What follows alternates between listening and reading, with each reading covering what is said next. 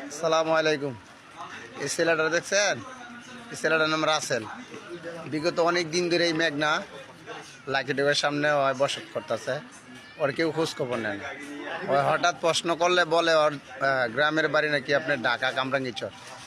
যদি কোনো হৃদয়বান ব্যক্তি এই ছেলেটির সন্ধান জেনে থাকেন, তাহলে অবশ্যই এই ছেলেটিরে আপনাদের হেফাজতে নেওয়ার জন্য তার বাপমার কাছে প্রচার দেওয়ার জন্য এটা আপনাদের কাছে বিশেষ অনুরোধ দিল। এই ছেলেটি এমনি কথা বলতে পারে, সঠিক করে কথা বলতে পারে না।